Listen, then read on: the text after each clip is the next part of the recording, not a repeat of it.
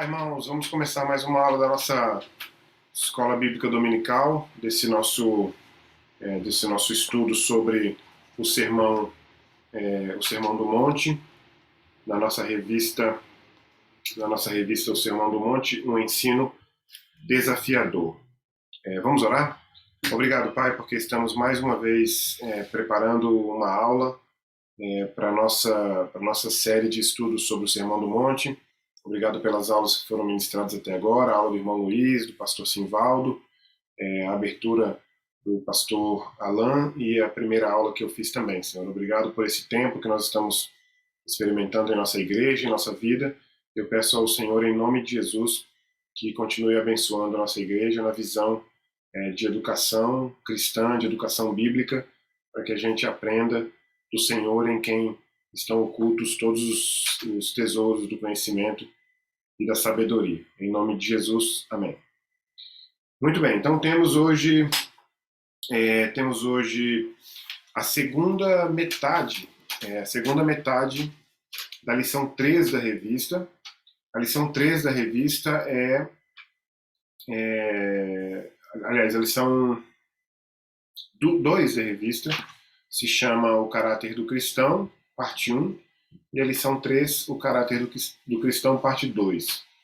Nós tivemos a alegria de assistir a excelente aula do irmão Luiz na semana passada, que tratou da primeira metade dessa lição 3, né? Ou seja, a segunda parte do Caráter do Cristão, onde o irmão Luiz apresentou ali para a gente as 4 bem-aventuranças do relacionamento do crente com Deus. Essas bem-aventuranças foram as do versículo 3, do capítulo 5 de Mateus. O capítulo 5 de Mateus é o primeiro capítulo do Sermão do Monte, e, portanto, o versículo 3 ali apresentava a primeira bem-aventurança dessa sequência, né, de bem-aventuranças, que era os humildes de espírito, né? Daí o irmão Luiz então discorreu ali pela segunda bem-aventurança, os que choram, a terceira, o versículo 5, os mansos, e a quarta, o versículo 6, os que têm fome de justiça. E coube a essa aula de hoje a conclusão dessa lição e, portanto, a segunda metade dessas 8 bem-aventuranças que são apresentadas aqui. Quais sejam? A primeira delas, os misericordiosos, que é o versículo 7. Nós vamos ler daqui a pouco os versículos de 7 a 12. Os limpos de coração, versículo 8. Os pacificadores, versículo 9. E os perseguidos por causa da justiça, que são os versículos 10, 11 e 12. Bem, vamos abrir as nossas Bíblias então. Se você quiser pausar o vídeo para abrir a sua Bíblia, a não ser que você já tenha feito isso, vamos abrir as nossas Bíblias então em Mateus 5 e vamos ler os versículos 7, do 7 ao 12. O irmão Luiz já havia lido os versículos de 1 a 12 na aula passada, tratou, portanto, dos versículos de 1 a 6, e a gente lê a partir de agora os versículos 7 a 12.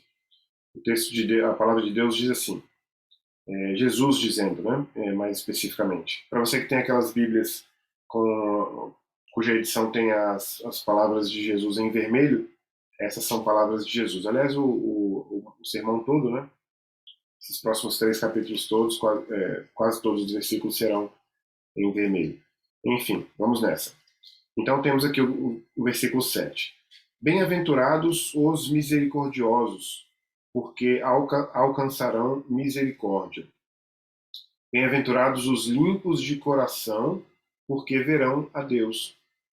Bem-aventurados os pacificadores, porque serão chamados filhos de Deus.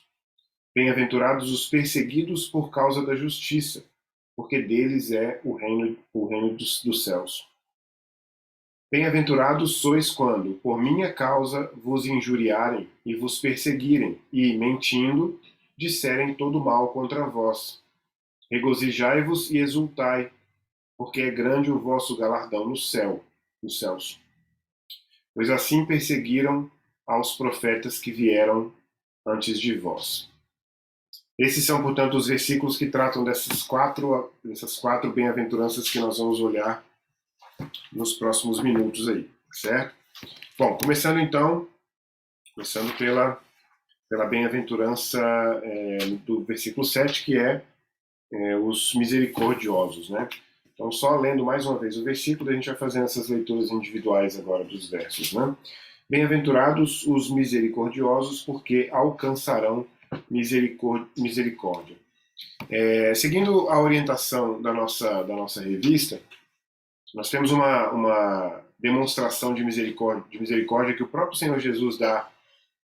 É muito importante a gente ter bastante cuidado com os conceitos, né, com os significados das palavras, né?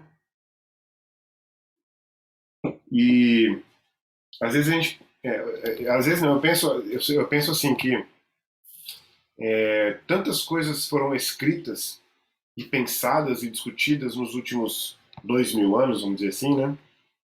Quase 2000 anos depois que Jesus iniciou e concluiu o seu ministério, que as próprias palavras de Jesus acabaram tendo tanta interpretação diferente e apropriação diferente por causa de cultura, de tradução, que algumas palavras se perdem no sentido, né? Inclusive, uma das práticas mais úteis para estudar as escrituras é você fazer a leitura com calma, com atenção, para você ter tempo de olhar algumas palavras, pelo menos, talvez não todas, mas algumas palavras no original grego, por exemplo, no caso do Novo Testamento, né? Mas olha que interessante, porque a revista fez questão de colocar aqui, o direcionamento da revista, fez questão de colocar aqui um conceito de misericórdia, ou uma demonstração clara de quem deveria ser considerado misericordioso, quando Jesus nos ensina a famosa parábola do bom samaritano, né?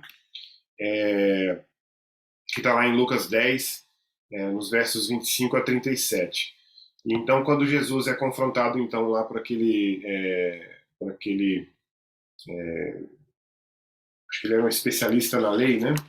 Eu me esqueci agora o título dele. Mas quando ele é confrontado ali quando ele é questionado sobre o que ele deve fazer para obter a vida eterna, deixa eu chegar lá no versículo que é mais fácil, né? A gente tem tempo, a gente vai olhando aqui na palavra de Deus. Então, eis que certo homem, intérprete da lei, se levantou com o intuito de pôr Jesus à prova e disse-lhe: Mestre, que farei para herdar a vida eterna? Jesus pergunta para ele, né, o que ele deve, como intérprete da lei, o que ele interpreta sobre o que a lei diz sobre isso. Ele vai lá e cita o texto: amarás o Senhor teu Deus de todo o coração, de toda a tua alma, de todas as tuas forças e de todo o teu entendimento, e amarás o teu próximo como a ti mesmo. Jesus diz então, respondeste corretamente, faz isto e viverá. Ele, porém, querendo justificar-se, perguntou a Jesus: quem é o meu próximo? E aí é exatamente nesse ponto que Jesus vai apresentar, você deve se lembrar da parábola do bom samaritano, quando você tem ali uma pessoa que foi assaltada e sofreu agressão física, né, no assalto, e acabou sendo deixada na beira da estrada com ferimentos, né? E aí passam três pessoas, duas delas ignoram a pessoa que está ali caída, né, que está violentada ali e tal, e a terceira pessoa é exatamente um samaritano que tem que para ajudar. E aí só quero ler no final aqui, quando entra exatamente a participação do samaritano. O verso 33, Lucas 10, versículo 33. Certo samaritano que seguia o seu caminho passou-lhe perto e, vendo-o, compadeceu-se dele. E chegando-se, pensou-lhes os ferimentos, aplicando-lhes óleo e vinho e colocando-o sobre o seu próprio animal, levou-o para uma hospedaria e tratou dele. No dia seguinte, tirou 2 denários e os entregou ao hospedeiro, dizendo: cuida deste homem, e se alguma coisa gastares a mais, eu indenizarei quando voltar. Aí nesse versículo 36, deixa eu ver, no 36? Não, no 37, mas aí o 36 diz o seguinte: qual destes três te parece ter sido o próximo do homem que caiu nas mãos dos salteadores? Respondeu-lhe o intérprete da lei, respondeu-lhe o intérprete da lei, o que usou de misericórdia para com ele. Né? Respondeu-lhe o intérprete da lei, o que usou de misericórdia para com ele. Na verdade, é interessante notar que quem considera aquele samaritano como tendo usado de misericórdia foi o próprio intérprete da lei, ou seja, compreendeu muito bem o que Jesus estava ensinando. Né? E aí Jesus diz: vai então e procede tu de igual modo. Então, o texto, portanto, o versículo 7, portanto, nos diz que são bem-aventurados os misericordiosos, e diz por quê? Porque alcançarão misericórdia. A própria revista traz também uma informação interessante, que é a tradução desse versículo 7, na nova tradução na linguagem de hoje, que diz o seguinte: felizes os que têm misericórdia dos outros, Deus terá misericórdia deles também. Eu até fiz uma experiência há alguns dias atrás, talvez talvez um mês atrás, eu fiz a experiência de ler a Bíblia nessa versão nova tradução na linguagem de hoje. E achei muito interessante, porque por mais que ela tenha algumas expressões que podem comprometer a compreensão, pelo contrário, também ela tem expressões e formas de tradução que fazem com que a gente compreenda de uma maneira muito, muito intensa, muito, muito positiva. Né? E essa é uma delas. Então, felizes os que têm misericórdia dos outros, porque de fato faz sentido, né? Se você pensar bem, né? Se você é misericordioso, esse é um adjetivo que tem necessariamente um alvo, né? Se você é misericordioso, você tem misericórdia. Se você tem misericórdia, você tem misericórdia para com alguém, né? Então, por isso que o texto já traduz logo direto. Isso é muito importante para vocês que estão assistindo a essa aula e que gostam de fazer leituras bíblicas mais atenciosas, né? Porque às vezes a gente não pensa. Então, por exemplo, uma vez eu estava lendo, não me lembro agora a versão, mas eu estava lendo aquele texto que diz que a paz de Deus que excede o entendimento. Então você lê, decora o versículo e tal, e eu nunca tinha observado o sentido dessa expressão excede o entendimento, até que eu vi uma tradução, não sei se foi uma tradução ou um comentário, que dizia que ultrapassa a capacidade humana de compreender. Olha que interessante. Excede o entendimento significa que exceder significa ultrapassar, o entendimento é o que você tem daquilo, né? Da paz. Então a paz de Cristo ela não pode ser compreendida, ela excede o entendimento e obviamente ela também não pode ser compartilhada. Aliás, ela não pode ser explicada. Ela só pode ser experimentada. É claro que quando você experimenta, você fala sobre ela, né? E aí você fala da sua experiência, né? Mas o que eu acho interessante também sobre isso, já continuando esse parêntese de estudo bíblico, é que você não vai compreender a paz de Cristo, porque ela excede o entendimento, ela ultrapassa a capacidade de compreensão. Você também não vai poder explicar, mesmo que você explicasse, a outra pessoa também não vai entender, porque ela excede o entendimento, ela ultrapassa a capacidade de compreensão. Mas o mais interessante é que você experimenta e sabe do que você está experimentando. E você não sabe como que é a experiência, né, dessa paz com outra pessoa também. Enfim, seja como for, o que eu quero dizer é que realmente ler, quando você está estudando algum texto menor, mais curto, como esses versos aqui, por exemplo, de 7 a 12, é muito útil que você faça também a leitura em algumas versões diferentes e leia alguns comentários, porque você terá ali algumas expressões que podem alterar a sua maneira de compreender. Né? Então, a primeira das bem-aventuranças que é o versículo 7, trata dos misericordiosos, porque obterão de Deus misericórdia, né? Ou seja, como o texto aqui diz na nova tradução na linguagem de hoje, Deus terá misericórdia deles. Né? Na versão que eu normalmente leio, que é a Almeida Revista Atualizada, diz, porque alcançarão misericórdia. Esse, portanto, é o primeiro, essa, portanto, é a primeira bem-aventurança. A segunda, então, que está no versículo 8, vou ler o versículo 8 já aqui, então, diz o seguinte, o verso: Bem-aventurados os limpos de coração, porque verão a Deus. E o nosso texto, o texto que guia a nossa aula, o texto da revista, diz que foi esse exatamente o desejo de Davi, quando ele disse lá no Salmo 51:10, cria em mim, ó Deus, um coração puro. E há um outro comentário de um estudioso chamado Tasker aqui, que define os limpos de coração como os íntegros, livres da tirania de um eu dividido.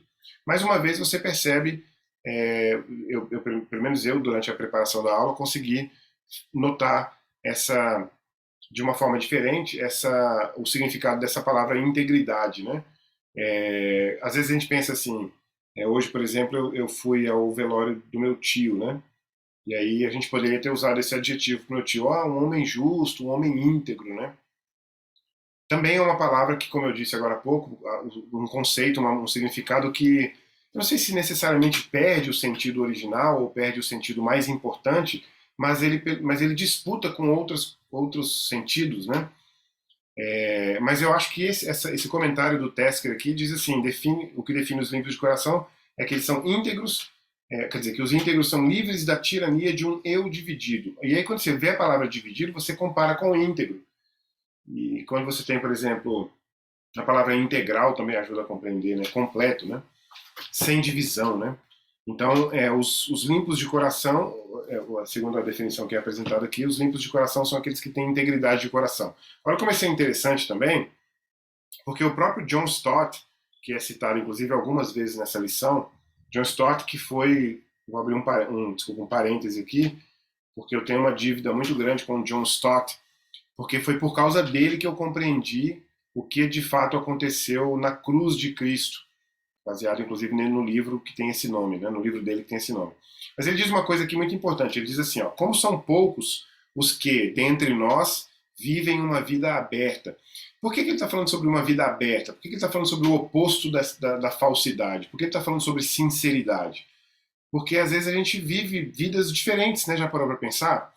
De certa forma isso é natural no ser humano, a gente não trata todas as pessoas da mesma forma, né? Por exemplo, algumas pessoas tendem a pensar que eu sou muito sério, que eu sou sisudo, né? Que eu sou, enfim, mas à medida que eu tenho intimidade com as pessoas, eu acabo sendo descontraído, brincalhão e tal.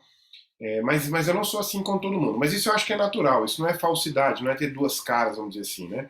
Mas ter duas caras, por exemplo, seria, sabe, vou dar um exemplo que normalmente acontece, que é trágico, mas a gente não acontece tanto que não precisa nem citar o nome de ninguém.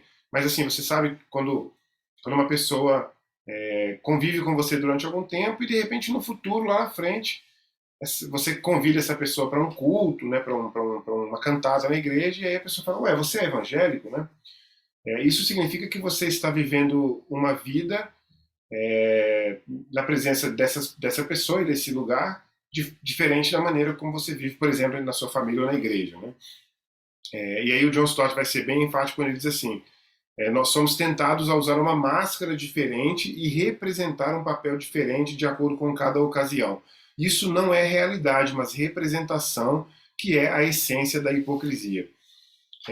E aí, assim, essa questão de ser limpo de coração, voltando à definição que trouxe aqui o Tasker, que é a integridade, portanto o oposto da divisão, indicaria que ser limpo de coração seria ser autêntico com a nova vida que você tem, né, com a nova vida que você vive. Quando Paulo diz que todas as coisas se fazem novas quando você tem Cristo habitando em você, né, portanto quem está em Cristo, aliás, não Cristo habitando em você no texto, mas quando você está em Cristo, você é uma nova criatura, as coisas velhas se passam e coisas se fazem novas. Né? Então se você está em Cristo, você é uma nova criatura, e portanto você precisa ser uma nova criatura em todos os ambientes, né? Seria muito estranho, por exemplo, a gente ouvir um testemunho de alguém que se converteu e que tem ali, sei lá, 2, 3 círculos de relacionamento bem distintos, bem não interligados, e ele vai viver, por exemplo, essa vida nova como cristão em, sei lá, 2 desses 3 círculos, e num terceiro círculo as pessoas não vão notar que ele se converteu, né? Que ele teve uma experiência de conversão. Né? Então essa é uma característica dos limpos de coração, tal como apresentado aqui pela revista, né? Ou seja, aquele que tem integridade, aquele que não tem divisão, aquele que age, aquele que age segundo o Espírito o conduz em todos os lugares. Então a gente teve até agora, para fazer uma breve revisão aí intermediária, nós tivemos aí até agora 2 das 4 bem-aventuranças que a gente vai ver hoje: os misericordiosos, do verso 7, e os limpos de coração, do versículo 8. E passamos já agora para o versículo 9, onde temos, portanto, a terceira bem-aventurança que vamos ver hoje, né? Que é o seguinte, o versículo: bem-aventurados os pacificadores, porque serão chamados filhos de Deus. Bom, aí é o seguinte, olha que interessante isso, né? O texto da revista diz assim: há uma grande necessidade hoje em dia de pacificadores. Ele coloca na indústria, entre o empregador e o empregado, na família, entre pais e filhos, na igreja, entre a liderança e os membros e entre os próprios membros, né? E aí ele diz que a coisa mais fácil que existe é criar um caso ou incentivar atritos. É preciso, da nossa parte, um grande esforço, como Paulo nos ordenou, nos mandou, né?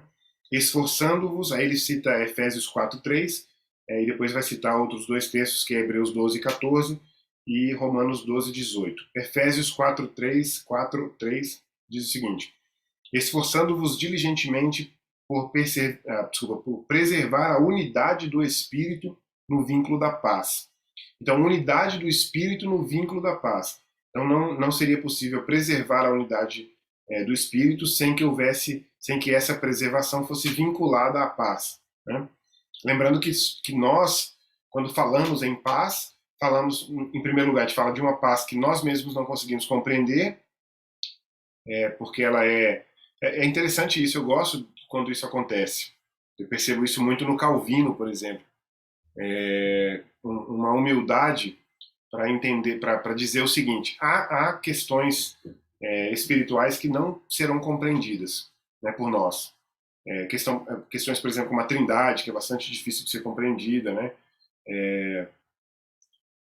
E essa daqui, essa da paz, é uma que o próprio Jesus diz, né? A minha paz não pode ser compreendida. Então, mas mesmo assim a gente tem essa paz e a gente experimenta essa paz. Eu por exemplo, tenho alguns casos, não só um, mas tenho alguns casos, inclusive alguns bem recentes, de momentos em que eu senti uma paz realmente perceptível, e que na hora na hora de sentir essa paz me vem à mente essa percepção também. Essa paz eu não consigo compreendê-la, ela é obviamente superior a mim mesmo, né? Então há que ser feito isso, né, a unidade do Espírito no vínculo da paz, vinculado à paz. Depois ele vem com o versículo de Hebreus 12:14, não Paulo, mas a revista que traz, né?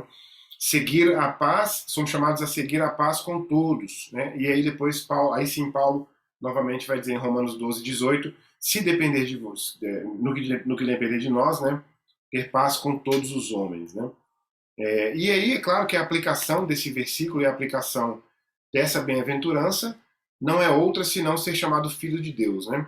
Uma coisa que na nossa cultura brasileira é algo que é praticamente impossível de corrigir hoje em dia, a não ser em situações como essa de hoje, quando a gente está dando uma aula e o professor fala alguma coisa bem específica. Mas as pessoas têm... Existe até um ditado popular que diz, assim, quando você tem uma situação, eu mereço, né, eu sou filho de Deus e tal. E nós que temos um relacionamento orientado pela palavra de Deus, um relacionamento com Deus orientado pela sua palavra e não orientado pela cultura, não orientado pela igreja, necessariamente pela igreja, pela doutrina, pela denominação, né? Essa confusão, esse problema, esse erro, na verdade, esse erro de dizer que todo mundo é filho de Deus, eu estou mencionando o aspecto cultural, mas ele é um erro que é propagado tanto dentro da tradição protestante quanto dentro da tradição católica, por exemplo. Então não tem nada a ver com religião, tem a ver com o seguinte: se nós temos um relacionamento com Deus e somos orientados nesse relacionamento pela própria palavra de Deus e pelo Espírito de Deus, nós vamos saber o que é bíblico, né? Nós vamos saber que que nem todos são filhos de Deus, nós somos todos criaturas de Deus, mas nós somos, inclusive a Bíblia fala bem claramente, isso não precisa de interpretação, né? A Bíblia diz que nós somos filhos por adoção, né? Não são todos que são adotados, todos são criatura de Deus, todos são criados por Deus, nem todos são filhos, e os que são filhos por adoção, né?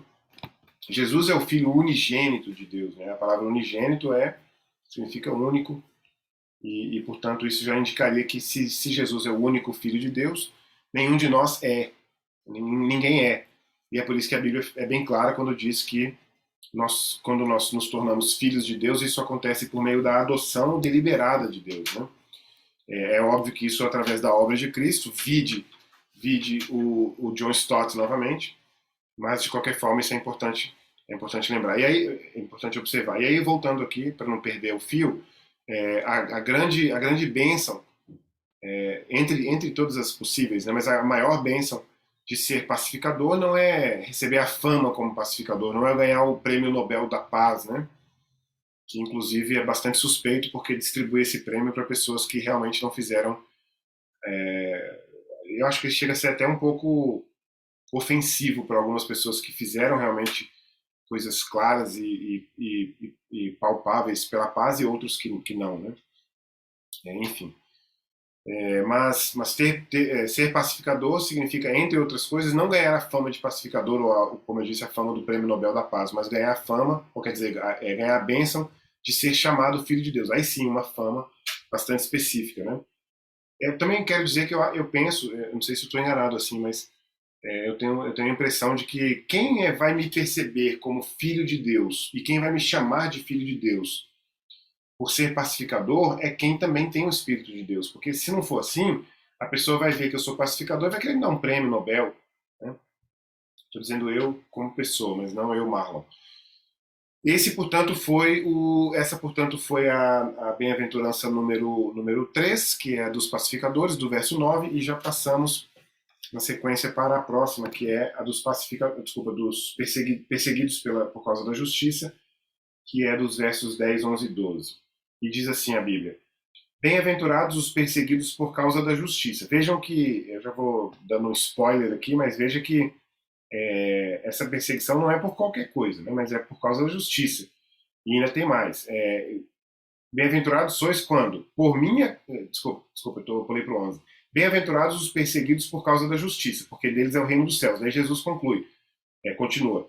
Bem-aventurados sois quando? Por minha causa vos injuriarem e vos perseguirem e mentindo disserem todo mal contra vocês. E aí ele fecha dizendo, a aplicação, vamos dizer assim, o resultado, né? Regozijai-vos e exultai, porque é grande o vosso galardão nos céus. Aliás, é importante lembrar que Jesus não está prometendo que, caso você seja perseguido por minha causa, pode deixar que eu vou te livrar da perseguição, garantido. Pode ser que livre, pode ser que não livre, né? Mas uma coisa é certa, ele garante que será grande o galardão nos céus, né? Porque foi assim que foram perseguidos os profetas que vieram antes de nós aqui no caso, né? E portanto, nós não temos garantia de que, sendo perseguidos, seremos poupados da perseguição. Eu, por exemplo, tenho a experiência de ter lido alguns livros sobre missões. Deixa eu ver se eu tenho algum aqui. Sobre missões, sobre perseguições. Eu tinha 2 muito bons livros sobre isso, mas eu acredito que eu estou vendo um ali, não vou pegar não porque eu não quero demorar aqui, mas eu tenho a experiência de ter lido alguns livros sobre missionários, por exemplo, na Ásia, que sofreram perseguições. Eu me lembro de um que chegou a ficar 30 anos preso, e eu me lembro que na época que eu li esse livro eu tinha cerca de 30, talvez eu tinha cerca de 30 anos, e eu olhava para aquilo e pensava, gente, tudo que eu fiz na vida até hoje, em 30 anos, essa pessoa fez nada disso porque estava preso numa cadeia, né? E preso só por ser cristão, né? E, enfim, bom, mas a perseguição não foi ali vencida, pelo menos não por um bom tempo. O que eu quero dizer com isso é que não há garantia de que a perseguição deixará de existir. O que há garantia é que... Aliás, deixa eu corrigir o que eu estou dizendo. Existe a garantia de que você será perseguido, né? O que eu estou dizendo é que não está certo que Deus te tirará dessa perseguição. Mas o galardão nos céus é garantido, é a palavra de Deus, né? Então vamos lá, então. O que a gente tem aqui? nós temos uma orientação do texto, mais uma vez, com Stott, dizendo o seguinte: a condição de ser desprezado ou rejeitado, injuriado e perseguido é um sinal do discipulado cristão, da mesma forma que um coração puro, como a gente viu agora há pouco, e misericordioso, também é um sinal. Eu não consigo. Eu sou um produto do século XX, XXI, final do século XX, eu nasci em 77. Talvez você que esteja assistindo seja um produto do século XXI, ou seja, talvez você tenha nascido já nesse século nosso. Um século que para nós brasileiros, e acho que até o Ocidente como um todo, o século XXI, né? Sem guerra, pelo menos guerra mundial, né? Eu nasci em 77, no final, 12 anos antes do final da Guerra Fria, mas eu tinha 12 anos de idade quando a Guerra Fria acabou. Eu me lembro do Muro de Berlim caindo ali, e a União Soviética também, aí, entre 89 e 91. O muro em 89, a União Soviética em 91. Mas eu não tenho experiência de guerra, experiência de perseguições nesse sentido. Também a gente não mora num país que tem isso. Mas nos últimos anos a gente tem perseguido algumas perseguições um pouco mais claras, né? Aí tem duas coisas, duas situações que elas podem ser problemáticas se forem exageradas. Por exemplo, se eu disser para você que eu me sinto perseguido como cristão no ambiente de trabalho, por exemplo, e que eu me senti perseguido como cristão na faculdade, talvez você pense que eu esteja exagerando e me compare, por exemplo, com aquele irmão lá que ficou preso 30 anos na cadeia por ser cristão. Mas é um problema isso, porque significa que você está diminuindo o valor da perseguição que eu sofri, né? Por outro lado, eu também não posso dizer que eu estou desesperado. Meu Deus, o que está acontecendo no mundo hoje? Cortaram meu Facebook, meu Instagram, porque eu publiquei lá um versículo bíblico e tal. Então a gente não pode nem imaginar que essa perseguição que a gente está passando hoje é tão grande, porque há outras e houve outras muito, muito maiores, né? Por exemplo, o caso do Talibã voltando ao poder agora no Afeganistão é obviamente uma demonstração global, né? Uma demonstração para o mundo de que perseguições até a morte estão acontecendo hoje no mundo, né? Mas por outro lado, a gente também não pode desprezar nenhum tipo de perseguição. Aliás, eu me lembro que eu fui demitido de uma escola que eu trabalhava uma vez e o motivo era a minha cosmovisão, a minha visão de mundo, né? E aí, conversando com um pastor amigo meu, ele falou assim: cara, que bom, né? Interessante isso. Por mais que você, é claro, agora vai ficar desempregado, isso é pesado para você suportar, mas seja grato a Deus, porque você foi demitido, perseguido por ser cristão, né? Claramente por ser cristão. Não expressamente, mas claramente. Na verdade, nem exatamente por ser cristão, mas por ser um cristão que é puro de coração, naquele sentido que a gente colocou agora, limpo de coração, né? Que é íntegro, porque não agiu de forma diferente no ambiente de trabalho para escapar, por exemplo, de uma demissão, né? Então, se a gente for perseguido hoje em dia, a gente está sendo perseguido. Se a gente for perseguido, injuriado, se as pessoas disserem mentiras ao nosso respeito, por causa de Cristo e por causa da nossa fé, a gente pode ter certeza de que a gente terá recompensa com galardão na eternidade, né? O texto nosso de orientação aqui nos leva a observar algumas coisas sobre isso. Por exemplo, o motivo de perseguição, isso no texto bíblico, né? Porque é exatamente aqui que a gente não pode confundir. Você não pode ficar, por exemplo, reclamando como cristão que você foi perseguido porque você é negro, ou que você foi perseguido porque você é mulher, ou que você foi perseguido porque você, enfim, qualquer outra coisa que seja, né? Sei lá, hoje em dia a gente tem sido perseguido porque é branco, descendente de europeu, que mais? É heterossexual, né? Ou seja, mas enfim, aqui o texto, a revista nos deixa claro que essa perseguição da qual Jesus fala ele coloca o motivo aqui, ó, o motivo da perseguição por causa da justiça, né? Não há crédito em ser perseguido por causa de uma estupidez, ou por causa do pecado, ou por causa de um posicionamento idólatra, né? Então, por exemplo, fui perseguido por causa da minha posição política. Isso não é ser perseguido por causa de cristianismo, por causa de Cristo. Isso é ser perseguido por causa de posição política, né? O cristão não tem que ter posição política. O cristão tem que ter posição. Aliás, sobre isso, um livro que eu posso sugerir, eu sempre sugiro livros, né? Como já hoje sugeriu do John Stott, um livro sobre isso que você deve ler. é o livro Visões e Ilusões Políticas, do David Koizes. Né? Cristão não tem posicionamento político, cristão é cristão, porque posicionamento político é uma espécie de religião. Né? E Jesus disse que você não pode amar dois senhores ao mesmo tempo. Então aqui não é perseguição por causa de política, não é perseguição por causa, sei lá, tô sem criatividade aqui, sem memória, mas há formas diferentes de perseguição. Eu não sofro muita perseguição, então fica difícil de eu saber, mas não é por qualquer motivo que não esse, né, por causa da justiça.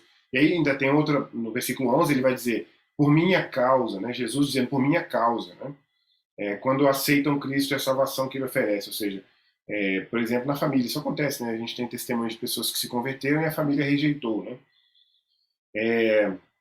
Outro aspecto que a nossa orientação aqui traz é a reação diante da perseguição. O que a gente deve fazer diante da perseguição? Desesperar? Não. A gente deve entristecer? Não. A gente deve se preocupar? Não. A gente talvez deva se proteger? Talvez sim. Da forma honesta, da melhor forma que for. Né? Mas uma coisa, Jesus diz que a gente deve fazer. Se você tiver dúvida sobre o que fazer, pelo menos uma coisa você não deveria ter dúvida. Ele diz, regozijai-vos e exultai. A palavra regozijai-vos é uma palavra que significa alegrai-vos, né? Fique alegre, exulte, né? Fique exultante, mas mais do que alegre, né? Já pensou se você, diante da perseguição, você... Paulo agora eu me lembro se é Paulo e Pedro, cantando na prisão, né? Não me lembro agora se era Paulo e Silas, eu esqueci agora, mas cantando na prisão, dando louvores a Deus no meio da madrugada, meia-noite, né? Presos por causa de Jesus e cantando louvores, né? E o resultado você se lembra, né? As paredes ali caíram, as prisões ali, as correntes se soltaram e tal, enfim. Outro aspecto a gente falou sobre o motivo, né? Que é por causa da justiça e por causa de Jesus, por minha causa, ele diz. A reação diante da perseguição que Jesus nos diz para ter é regozijar, inclusive é um verbo no imperativo, né? Não é uma questão de opção ou de dar conta, né? Mas é uma questão de ordem. E, no final, o prêmio pela perseguição, que é o galardão. Né? É muito difícil para nós que somos muito materialistas no sentido... Nós somos matéria, então não tem como a gente não ser materialista em alguma medida, mas a gente é muito dependente de coisas materiais, de coisas visíveis, palpáveis, coisas que a gente pode mensurar, né? E se a gente pensar, por exemplo, mas quer dizer então que eu estou sendo perseguido e minha recompensa é no céu? Então eu prefiro não ser perseguido porque eu já estarei no céu mesmo. Mas a gente não, eu não sei o que é galardão. Eu fico às vezes pensando, será que o céu poderia ser melhor do que o próprio céu? Eu sou bastante ignorante nesse aspecto. Aliás, eu até ouvi uma observação na última aula que eu fiz, que eu dei aqui na EBD, que eu achei uma observação muito, muito, muito importante, muito pertinente, que veio de uma pessoa muito querida, que disse assim, olha, suas aulas são muito, muito boas, o que você precisa é fazer um curso de teologia para você entender sobre teologia. Por exemplo, se eu tivesse feito um curso de teologia, eu entenderia o que é galardão. Mas por que eu estou dizendo isso? Sabe por quê? Porque eu quero demonstrar uma certa humildade no seguinte sentido, há coisas que realmente a gente não vai conseguir compreender. Aliás, a Bíblia diz que não subiu ao coração do homem, né, as maravilhas que Deus tem preparado para nós, então algumas coisas também não subiram ao nosso coração. Essa, por exemplo, é uma delas, né? Às vezes a gente fica pensando, poxa, mas tem alguns sacrifícios que eu acho que não valem a pena se for para trocar só pelo galardão, né? Porque eu já estarei no céu mesmo e tal. Mas eu acho que não deveria ser assim. A gente deveria fazer sacrifícios constantemente e esse aqui é um deles, né? Bom, a conclusão, fiz questão de ler a conclusão para nós aqui, tal como ela é trazida aqui na própria revista. Todos os crentes devem demonstrar todas as características detalhadas aqui. Quais são elas? Vamos voltar de trás para frente, ó. Perseguidos por causa da justiça, pacificadores, limpos de coração, misericordiosos. Lá na aula do irmão Luiz, os que têm sede e fome de justiça, os mansos, os que choram. E a primeira delas naquele dia, da aula do irmão Luiz, os humildes de espírito. Ele continua, crentes não têm a liberdade de escolher alguma área especial e negligenciar outra, mas são chamados a crescer em todos os aspectos. E aí ele cita, mais uma vez, o Stott. Primeiro ele faz uma referência a Efésios 4,15, mas ele cita também o John Stott, com a seguinte frase, aspas, tal inversão dos valores humanos não é básica na religião bíblica. Os métodos do Deus das Escrituras parecem uma confusão para os homens, pois exaltam o humilde e humilham o orgulhoso. Chamam de primeiros os últimos e de últimos os primeiros. Resumindo, Jesus parabeniza aqueles que o mundo mais despreza e chama de bem-aventurados aqueles que o mundo mais rejeita, aqueles que o mundo rejeita. John Stott, finalizando, portanto, essa lição. Então, meus queridos irmãos, o que temos aqui? Na próxima aula teremos esta lição 4 da revista, que é a influência do cristão.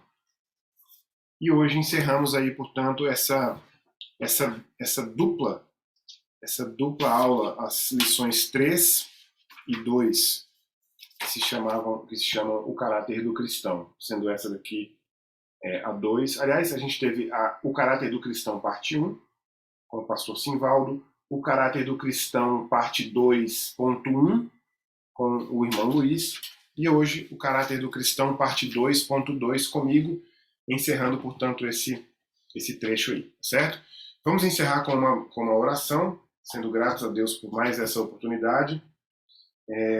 Queria pedir que vocês que estejam assistindo essa aula, que vocês orem pelos professores do nosso Ministério de Educação, vocês orem pela liderança do Ministério, que por enquanto está comigo. Eu estou como líder temporário até a eleição dos novos líderes de ministério, né? Eu sou grato a Deus por essa oportunidade e peço aos irmãos que orem para que Deus haja e me use nesse período, nesse tempo. E especificamente, não vou citar nenhum nome, mas especificamente gostaria de pedir oração pelos nossos professores da Escola Bíblica Dominical. Não pensem em vocês que nós, como professores, estaremos livres das cobranças de Deus, né? Da cobrança de Deus, né?